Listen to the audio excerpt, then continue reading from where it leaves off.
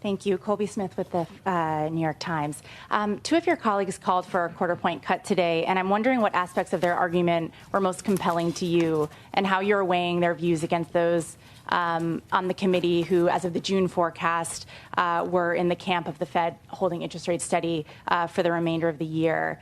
And just in terms of the June SEP in particular, is that still the best representation of where the core of the committee is?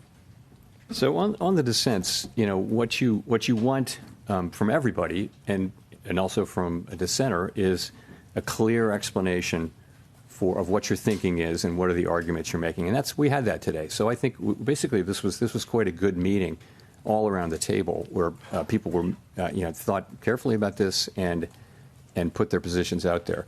As I mentioned, the sort of the majority of the committee was of the view that inflation's a bit above target, maximum employment is at target.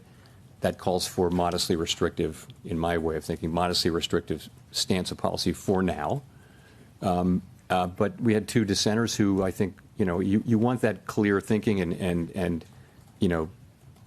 expression of your thinking, and we certainly had that today, I think all around the table. In terms of, you asked about the June SEP, I wouldn't. That you're right. That's what it says, and that may well. I couldn't point to it 6 weeks later as expressing people's thought. You really can't do that. We don't run an SEP, and I don't like to substitute in my own estimate of what the SEP might be. We don't have one, so I'll just say that we haven't made any decisions about September. We'll be monitoring all the incoming data and asking ourselves whether the federal funds rate is in the right place. And just on the point about policy being only modestly restrictive, does that mean that there's actually not much scope to reduce rates once the conditions for a cut are met, barring a significant weakening of the labor market? So let me say, my own estimate is modestly restrictive, and there are a range of views of what the neutral rate is at this moment for our economy, and so others may say it's more restrictive or less restrictive even. We're going to be